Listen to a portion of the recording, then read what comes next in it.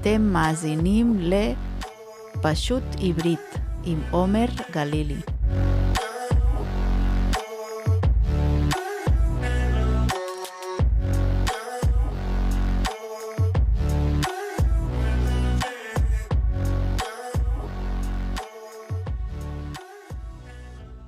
שלום לכם, מאזינות ומאזינים יקרים. מה נשמע? איך מצב הרוח? כמו שאתם בטח יודעים, התחילה מלחמה בין ארצות הברית, ישראל ואיראן. ואולי עוד כמה מדינות וארגונים שיחליטו להצטרף לחגיגה הזו עד שתשמעו את הפרק.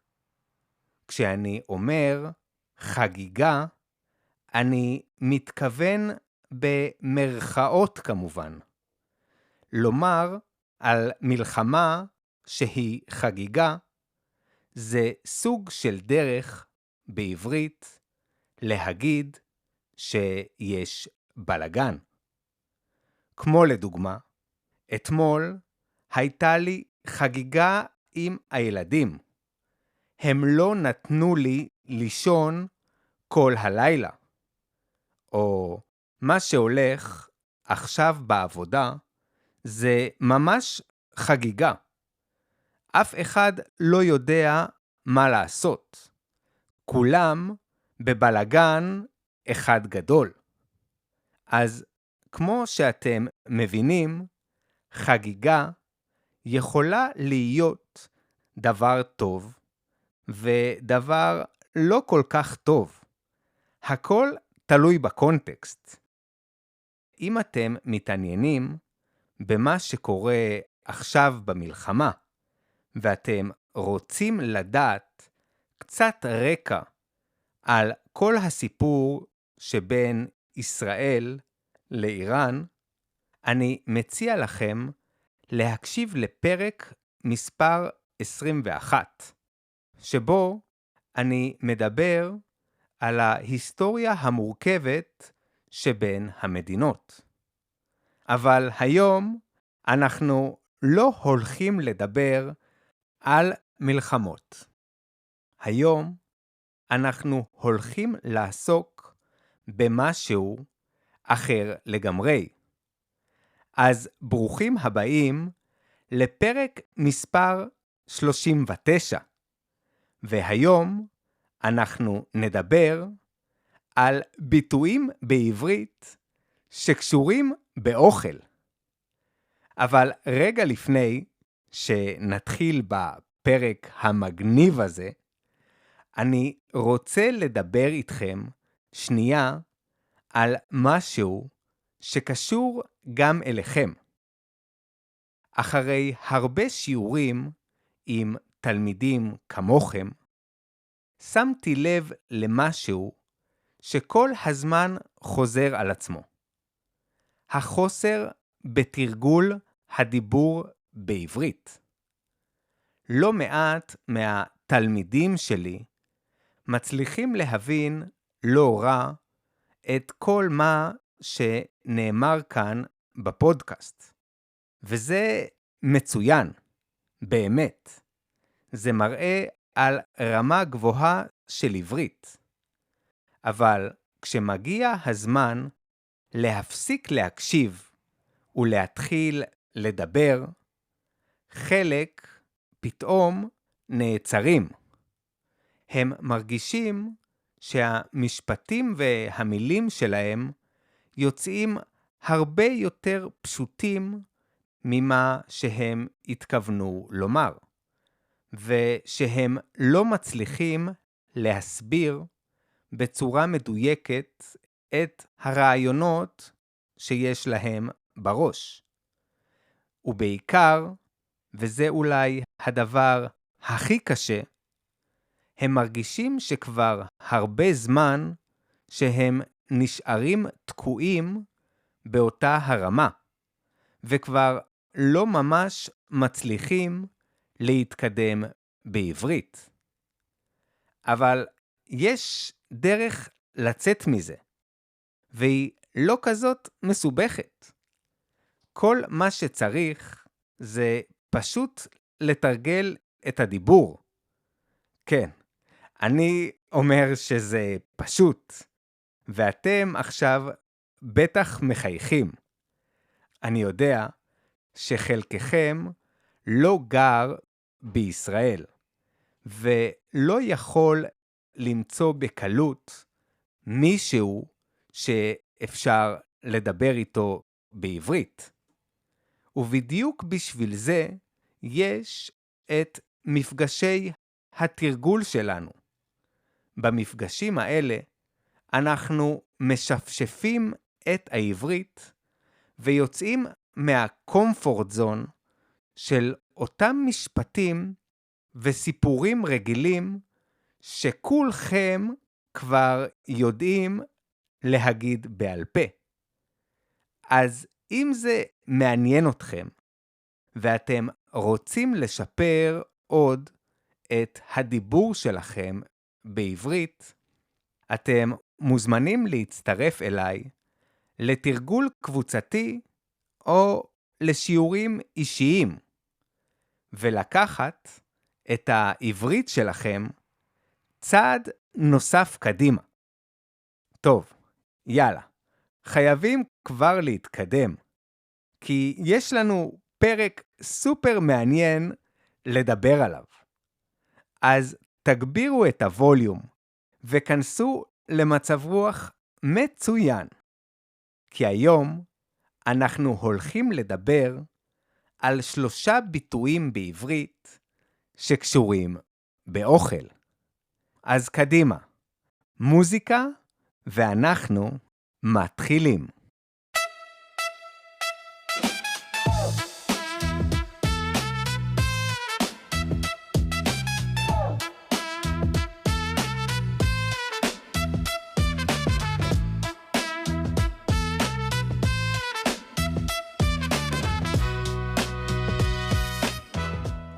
אז חזרנו, והביטוי הראשון שלנו להיום הוא אין הנחתום מעיד על עיסתו. כן, אני יודע שיש סיכוי לא רע שלא ממש הבנתם מה בדיוק אמרתי, אבל זה בסדר גמור. פשוט הביטוי הזה מגיע מהתלמוד, והעברית כאן היא ממש עתיקה. אז בואו נפרק למילים את מה שאמרתי, ותראו שבתכלס הביטוי הזה הוא ממש פשוט להבנה. נחזור שוב באיטיות על הביטוי. אין הנחתום מעיד על עיסתו. נתחיל מהמילה הראשונה, אין. אין היא בדרך כלל מילה שמציינת משהו שחסר, כמו אין דלק באוטו, או אין יותר שוקולד בארון. אבל כאן, בקונטקסט הזה, המשמעות של המילה אין היא מילת שלילה ואיסור. כמו למשל במשפט, אין לעשן בסביבה של בית החולים, שזה בעצם אומר, אסור לעשן בסביבה של בית החולים. המילה השנייה בביטוי היא נחתום.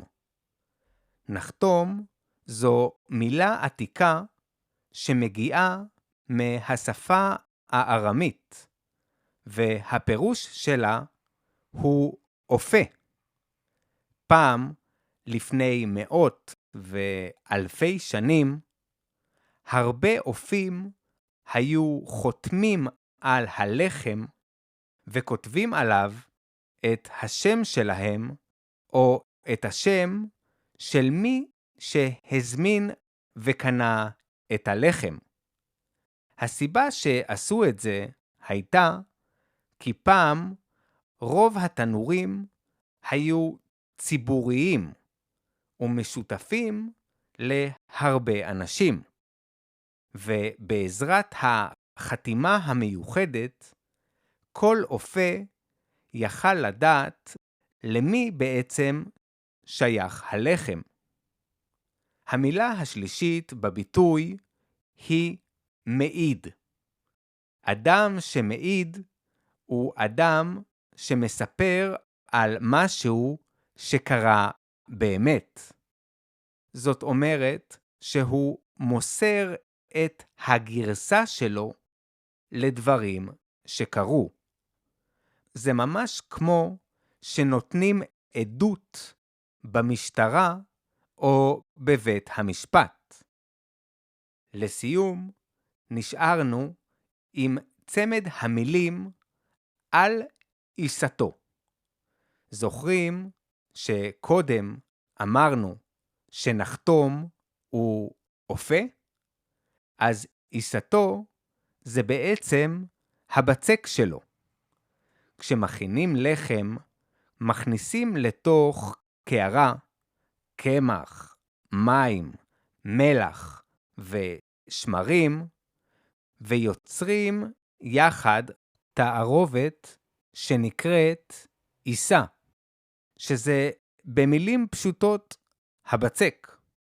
ולכן הפירוש של הביטוי אין הנחתום מעיד על עיסתו הוא שהאופה לא יכול לספר על הבצק שלו. זאת אומרת, הוא לא יכול להגיד אם הבצק שלו טוב או לא טוב. ואם לוקחים את הביטוי הזה לחיי היום-יום, הפירוש הוא שאתה לא יכול לתת מחמאות לעצמך ולספר לכולם עד כמה שאתה מוצלח במה שאתה עושה. פשוט כי אתה לא אובייקטיבי, וזה גורם לך להיראות שחצן. בואו תשמעו את הסיפור הבא. יום העצמאות התקרב, ואייל החליט להוכיח לכולם שהוא המלך של המנגל בחבר'ה. זאת אומרת שהוא זה שיודע לעשות על האש הכי טוב מכולם. חודש לפני התאריך, אייל כבר התחיל לשלוח הודעות בקבוצה. השנה הבשר עליי, אז תבואו רעבים. בשר כזה עוד לא אכלתם. זה הולך להיות על האש הכי טעים ביום העצמאות. אני נשבע לכם. הבילדאפ שאייל עשה בקבוצת הוואטסאפ של החברים הביא לכולם חשק. וכשהגיע סוף סוף יום העצמאות, כולם, ללא יוצא מן הכלל, באו לארוחה החגיגית בפארק שליד הבית של אייל.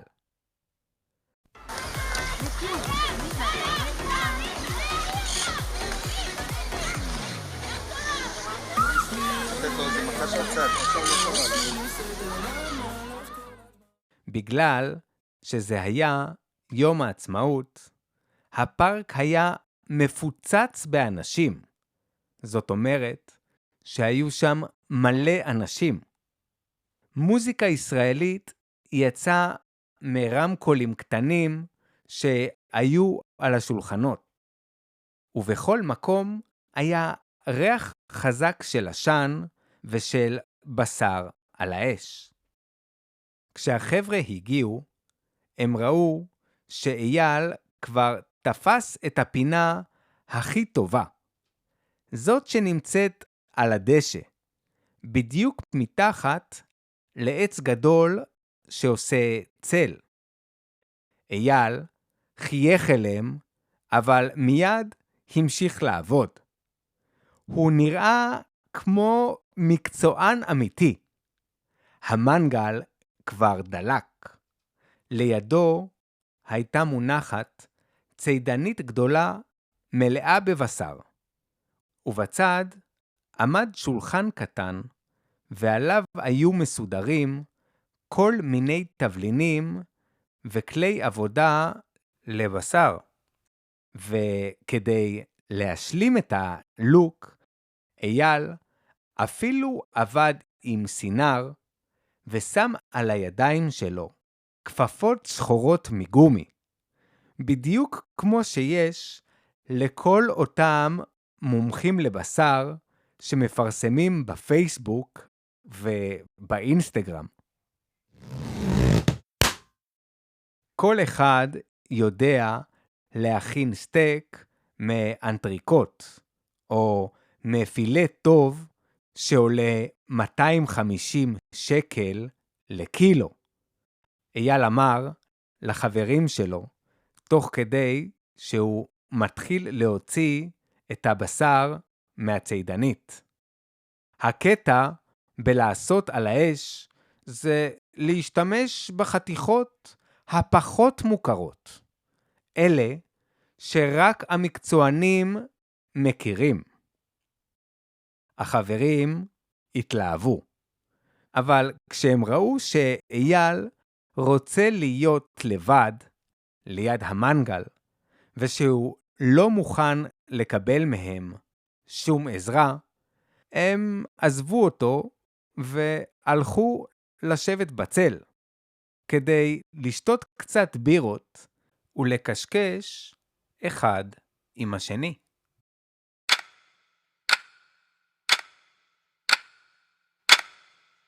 בינתיים, הזמן עבר ועבר, והבשר עוד לא הגיע. כולם כבר התחילו להיות מתים מרעב. זאת אומרת, רעבים נורא. חלק אפילו חשב ללכת לשולחן של הקבוצה שהייתה לידם, ולבקש מהם כמה חתיכות קטנות של בשר, אפילו כנפיים של עוף, רק כדי שיהיה משהו להרגיע קצת את הבטן. הבעיה היא שאף אחד לא רצה להעליב את אייל, שעמד כל הזמן ליד המנגל, וביקש מכולם לחכות, כי אוטוטו הבשר יוצא. אחרי כמה שעות הגיע סוף סוף הרגע שכולם חיכו לו. אייל הוריד את הבשר מהמנגל, וקרא לכולם לשבת מסביב לשולחן. החבר'ה שהיו סופר רעבים, העבירו ביניהם את המגש עם הבשר, וכל אחד לקח לעצמו חתיכה, וישר התחיל לאכול. ברגע אחד נהיה שקט. כל אחד היה מרוכז בצלחת שלו. ואז קרה משהו מוזר. מי שניסה לחתוך את הבשר בסכין, גילה שמשהו לא עובד כמו שצריך. הסכין הייתה חדה, אבל היא בקושי חתכה את הבשר. ומי שהכניס את הבשר לפה, גילה שפשוט אי אפשר ללעוס אותו. הוא היה ממש כמו גומי.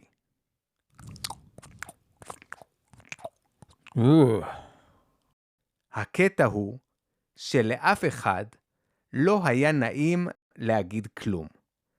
וכל אחד רק הרים את הראש והסתכל אל האחרים כדי לראות אם גם אצלם זה אותו הדבר. אחרי עוד דקה של שקט מנומס, כשכולם עוד מנסים לחשוב אם לנסות להמשיך לאכול או לעבור ישר לכינוכים, אייל חזר אל השולחן ושאל בגאווה, נו, מה אמרתי לכם? ראיתם איך אפשר להפוך בשר פשוט למשהו ברמה של מסעדת משלן? החבר'ה התאפקו לא לצחוק. רועי, שישב קרוב לאייל, ניסה לבלוע את החתיכה שהייתה לו בפה, אבל כמעט נחנק. אז הוא ירק אותה החוצה ואמר לו בקול רגוע, תשמע אייל, אין הנחתום מעיד על עיסתו. אייל חייך אל רועי בביטחון ואמר, אתה טועה, יש מקרים שהנחתום כן יכול להעיד על עיסתו. מיד אחר כך הוא לקח חתיכה מהבשר והכניס אותה לפה. בתוך כמה רגעים, החיוך שהיה לאייל ממקודם פשוט נעלם. ואז הוא הבין עד כמה הביטוי הזה הוא נכון. ומאז, בכל פעם שמישהו בחבר'ה מתחיל לספר על עצמו כל מיני סיפורים על כמה שהוא טוב במשהו ויודע לעשות את זה מצוין, תמיד יש מישהו ששואל אם זה כל כך טוב ומצוין כמו הבשר שהיה ביום העצמאות.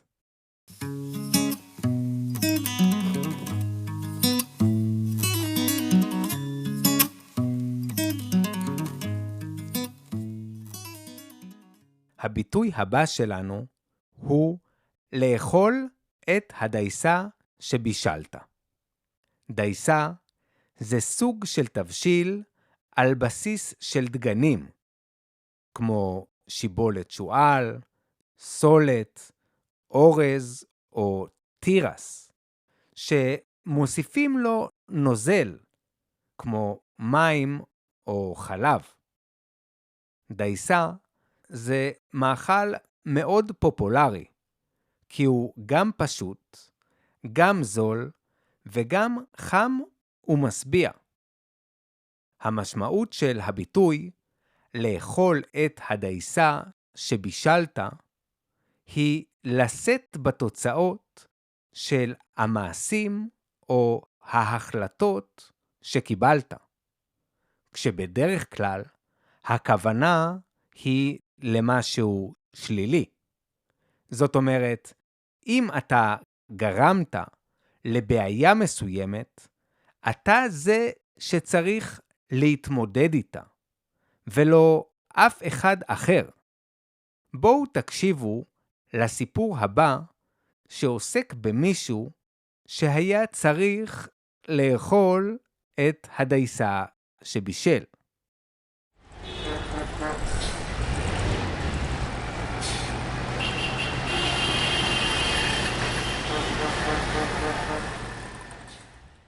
רפי הוא שר תחבורה צעיר ואידיאליסט. הוא רצה באמת לשנות דברים, ולא להיות כמו אותם שרים וחברי כנסת ותיקים שמחוברים בדבק לכיסא שלהם, ורק מדברים כל היום מבלי לעשות שום דבר משמעותי.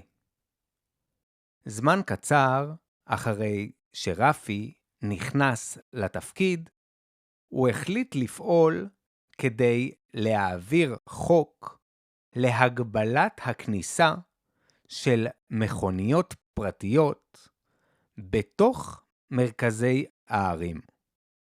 הכוונה שלו הייתה להפחית את הפקקים, זאת אומרת, את עומסי התנועה, וכמובן, על הדרך, לעודד נסיעה בתחבורה ציבורית שהיא הרבה יותר ירוקה וזולה.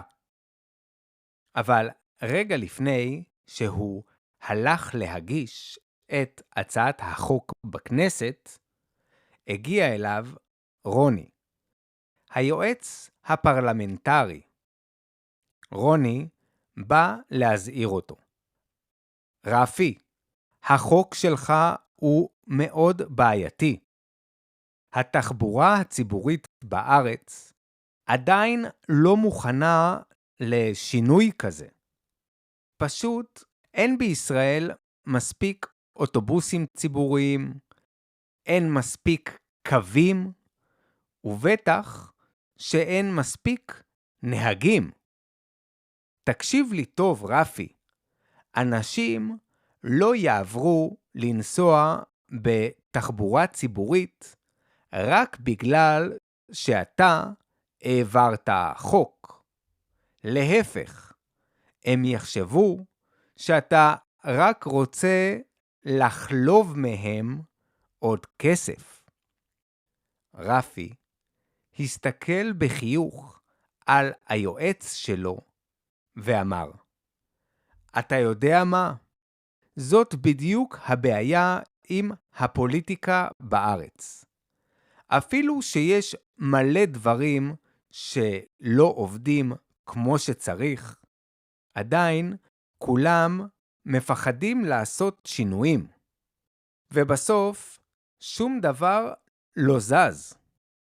תאמין לי, רוני, בהתחלה זה יהיה קצת קשה, אבל אחר כך כולם עוד יודו לי.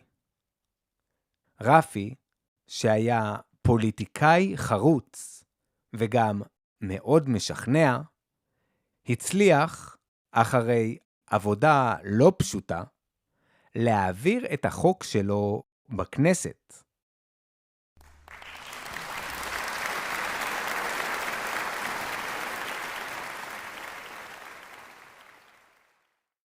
בהתחלה, התקשורת מאוד פרגנה לו. זאת אומרת, כתבה עליו דברים טובים. אמרו עליו שהוא כמו בולדוזר, שהוא שר התחבורה הראשון מזה שנים שהגיע באמת כדי לעבוד ולשנות את המצב. אבל אחרי זמן לא ארוך, הדברים השתנו. האוטובוסים שרפי הבטיח לא היו מוכנים בזמן, וגם מלא נהגים היו חסרים, כי התנאים שחברות האוטובוסים הציעו להם לא היו מספיק טובים. ובינתיים, בכל הזמן הזה, עדיין אנשים היו צריכים להיכנס עם המכוניות שלהם כדי לעבוד במרכז הארץ. וכל נסיעה כזאת עלתה להם הרבה כסף. בשלב הזה התקשורת שינתה כיוון, ועכשיו רפי כבר לא היה אותו שר תחבורה צעיר ומוצלח, אלא עוד פוליטיקאי חסר אחריות שהוציא חוק בעייתי מבלי לחשוב עד הסוף על המשמעויות שלו.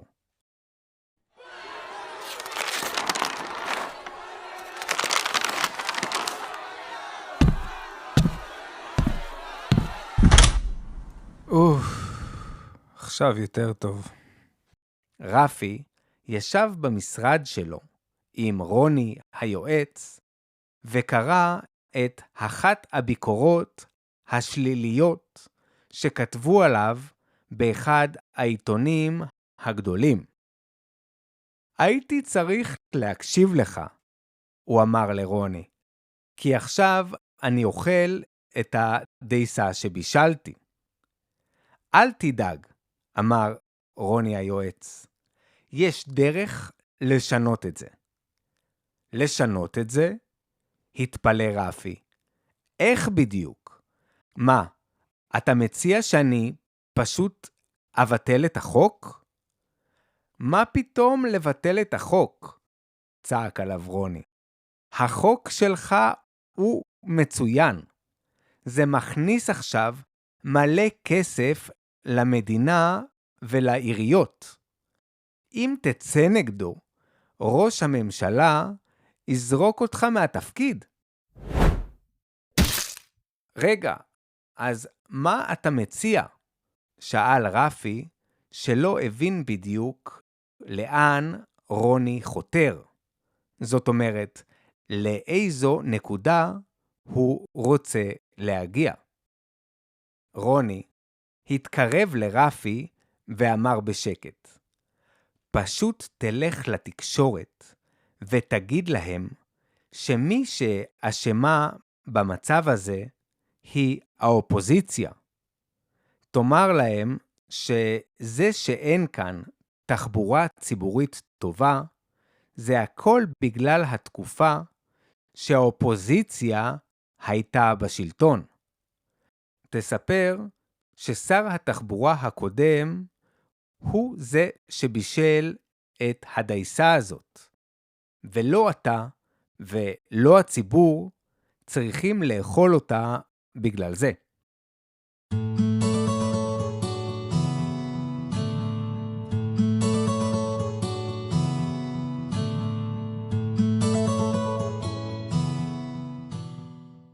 הביטוי השלישי והאחרון שלנו להיום הוא עם האוכל בא התיאבון. כולכם בטח מכירים את הסיטואציה הזאת. אתם מגיעים לביקור קצר אצל ההורים, אצל הסבים או אצל חברים. ואז הם שואלים אתכם בהפתעה אם אתם רוצים לאכול משהו.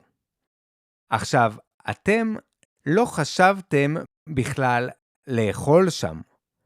זה לא היה חלק מהתוכנית שלכם. ובכלל, רק קפצתם רגע לביקור. אתם לא התכוונתם להישאר שם לעוד הרבה זמן. אז מה בדרך כלל אתם עושים במקרה כזה? עונים בנימוס תודה, נכון? ואומרים שכרגע אתם לא רעבים, או שיש לכם תוכניות לאכול אחר כך במקום אחר. אבל הקטע הוא שלמרות שאמרתם שאתם לא רעבים, המארחים שלכם כאילו לא שמעו אתכם, ותוך זמן קצר הם מתחילים להוציא אוכל טעים ולשים אותו על השולחן בדיוק מול העיניים שלכם. זו יכולה להיות ממש ארוחה, עם אוכל חם וטעים, שממש הרגע יצא מהתנור. וזו יכולה להיות גם סתם שקית של במבה, שאחד החברים שלכם פתח והניח לכם מול הפרצוף. כך, תתכבד. ככה או ככה, מהרגע שהרחתם וראיתם את האוכל, פתאום בא לכם התיאבון. ובלי לשים לב, אתם שוכחים שלא הייתם רעבים, ופשוט לא מפסיקים לאכול. הביטוי עם האוכל בא התיאבון בעצם אומר את אותו הדבר, שגם אם אין לכם חשק לעשות משהו, מהרגע שמתחילים לעשות אותו, כבר לא רוצים להפסיק. הנה סיפור שמדגים את הביטוי עם האוכל בא התיאבון בצורה טובה.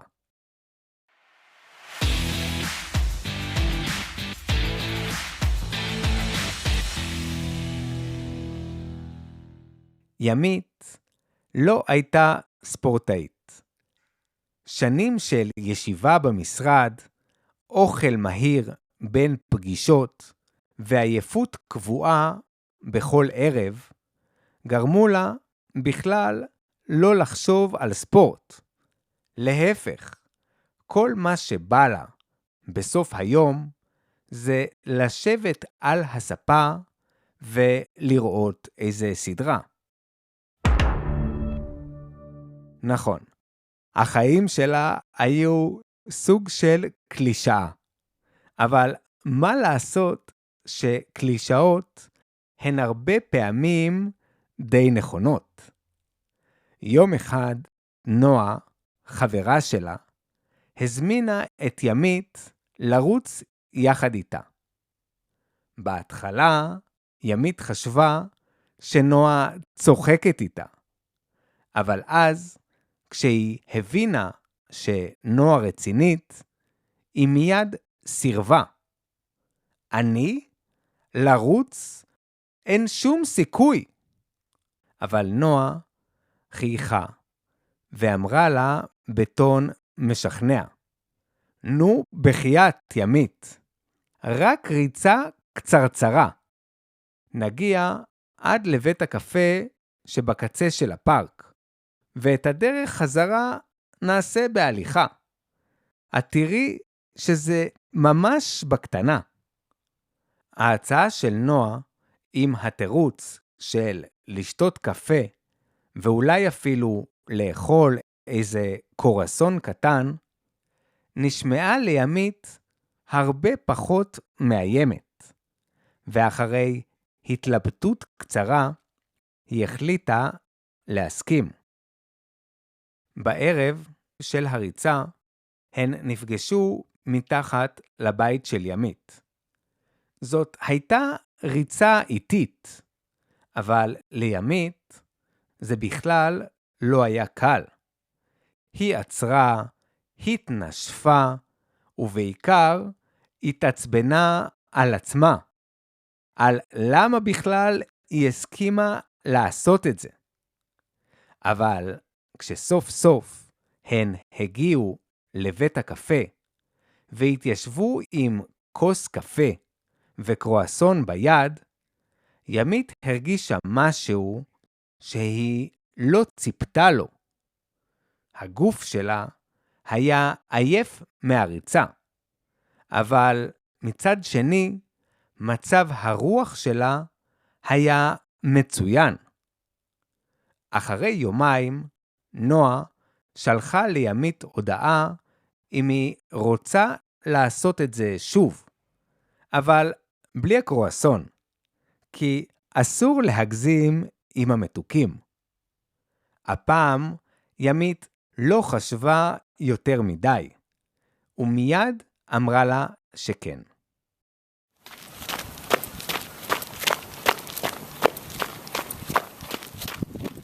הן רצו שוב, בדיוק את אותו הסיבוב, ובימים שלאחר מכן הן כבר ויתרו על העצירה בבית הקפה, והמשיכו לרוץ חזרה עד הבית. שבוע אחרי זה, ימית ונועה הוסיפו לריצה עוד רחוב, ועוד סיבוב קטן בפארק, ואחרי שבועיים הן כבר רצו רחוק יותר, ואפילו הגיעו עד לכביש שנמצא בקצה של העיר. עם האוכל בא לימית התיאבון.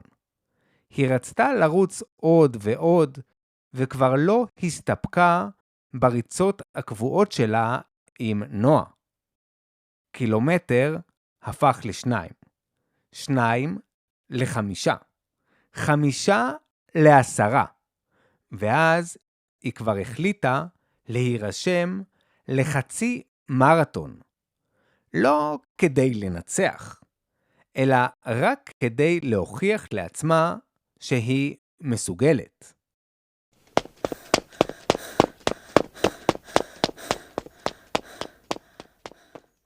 אז היא רצה חצי מרתון, ושוב פעם, עם האוכל בא התיאבון. כי אחרי הריצה, ימית הרגישה שחצי מרתון זה כבר קטן עליה. זאת אומרת שזה כבר לא אתגר רציני בשבילה. ולכן היא החליטה שהיא צריכה להתאמן לתחרות של מרתון שלם. כדי להיכנס לכושר שמתאים בשביל ריצת מרתון, ימית נאלצה להפסיק את הריצות הקבועות שלה עם נועה. היא הייתה חייבת את הזמן הזה כדי להתאמן עם קבוצת הריצה החדשה שלה.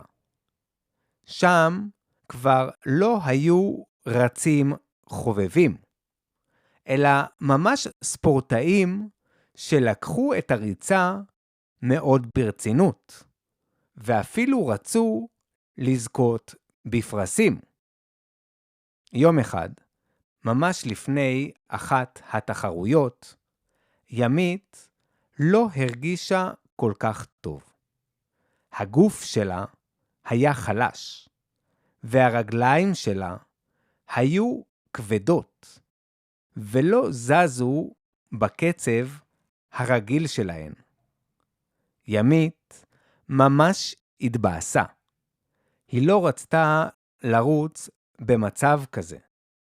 אחד החברים מהקבוצה ראה את ימית יושבת בצד עם פרצוף מבואס. הוא הלך לדבר איתה, וכששמע על הבעיה שלה, הוא אמר שיש לו פתרון.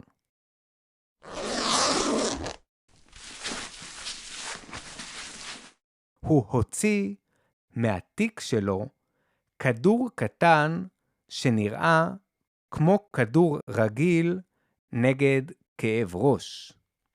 ימית לא הבינה איך זה אמור לעזור לה, אבל אותו בחור התעקש ואמר לה שזאת לא תרופה רגילה, אלא כדור מיוחד שמחזיר את האנרגיה לגוף.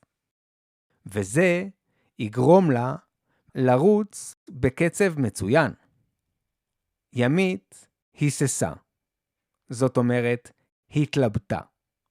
היא לא ידעה מה הכדור הזה יכול לעשות לה, ואם הדבר הזה הוא בכלל חוקי.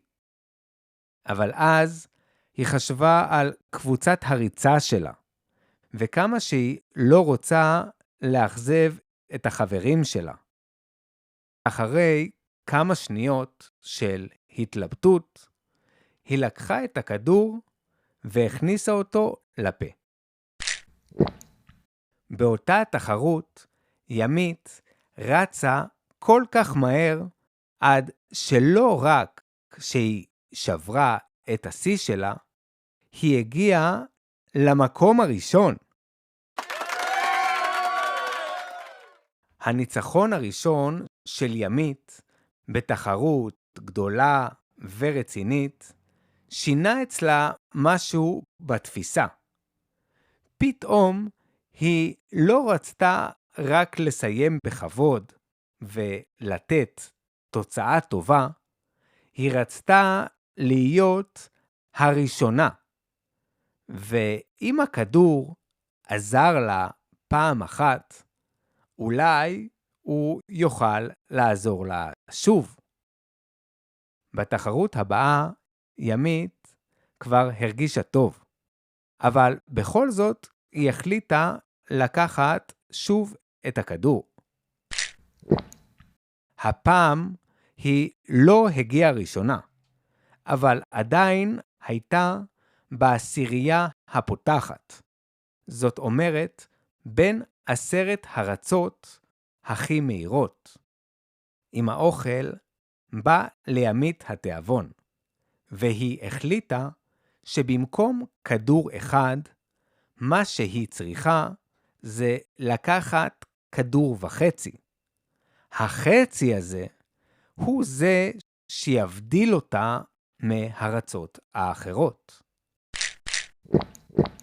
ימית שכנעה את עצמה שזה בסדר, שזה חלק מהמשחק, ושכולם בטח עושים את זה, רק שאף אחד לא מעז להגיד את זה בקול רם.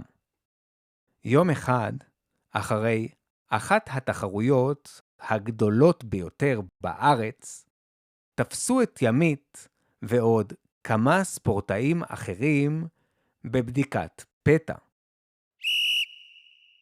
ימית התביישה נורא. היא לא הבינה איך זה קרה לה. הרי תמיד היא הייתה בחורה כל כך ישרה, שפועלת לפי החוקים, ועכשיו כולם הסתכלו עליה בתור רמאית. וזה לא הכל, כי לא רק שהתוצאות של ימית מכל העונה נפסלו, אלא גם מאמן הריצה הודיע לה שהוא לא רוצה שהיא תישאר בקבוצה. וזה כבר היה הקש ששבר את גב הגמל. הקבוצה הזו הייתה החיים שלה. ובלעדיה, מה היא תעשה? תחזור לשבת בערב על הספה ולראות טלוויזיה?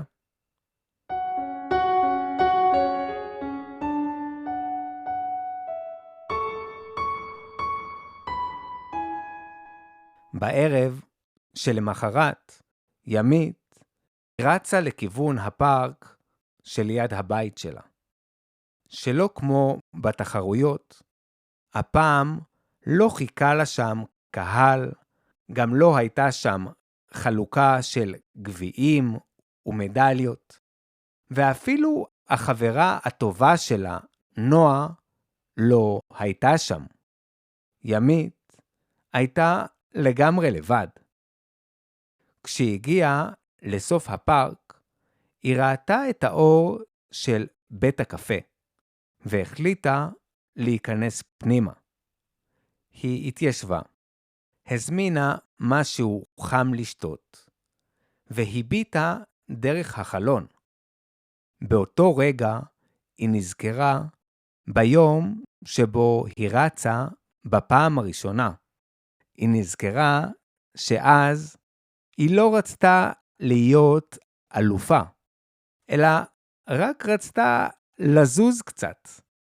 רק רצתה שיהיה לה עם מי לדבר.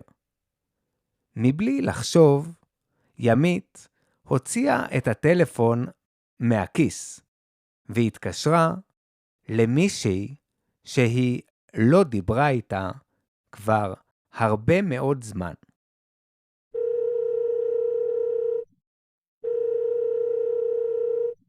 ימית, איזו הפתעה. מה קורה?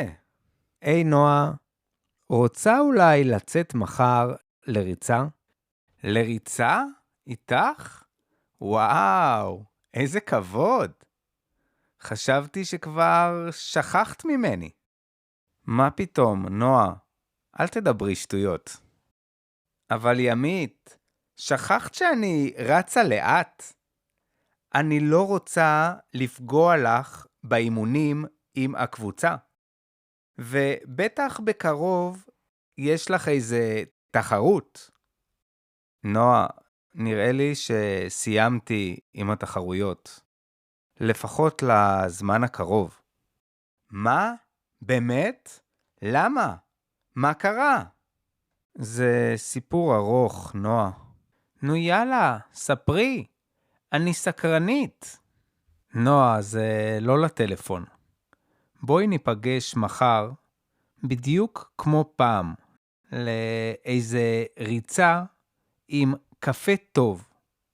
ואני מבטיחה שאספר לך הכל.